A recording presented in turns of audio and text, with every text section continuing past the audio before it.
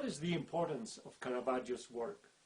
Well, Caravaggio's work to me is so fantastic in that it really embodies the concerns of Counter-Reformation Rome. The Counter-Reformation is that period from the middle of the 16th century to the beginning of the 17th century, when the church in Rome and the Pope is doing everything it can to return those heretic Protestants that it is losing in Northern Europe to the fold of the Catholic Church, of the Mother Church. And so everything that we associate with the Baroque period, the gilding, the dramatic jewel tones, the very sort of contorted poses, etc., all of that is rooted in the Counter-Reformation's desire to overwhelm the viewer, overwhelm the believer.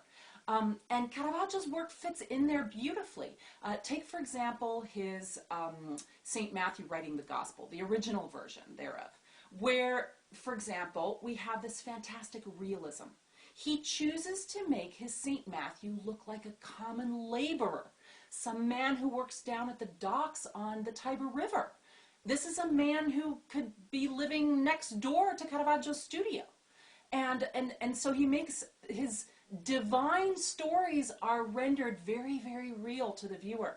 The second aspect of his work that's so fantastic is the fact that he usually keeps his figures very, very close to the foreground of the picture plane, so that as viewers, we have no distance. We're not able to disengage or disentangle ourselves from them. We are in the scenes. We're involved in them.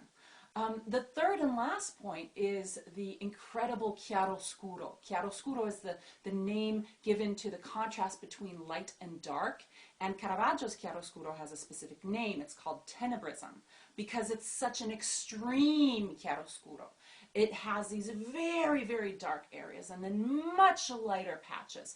And all of that renders the picture so dramatic and intense and theatrical.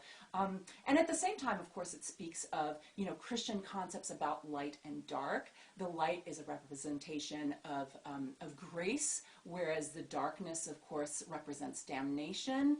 And all of this is perfectly in sync with the agenda, with the ambition of the Counter-Reformation Church of Rome.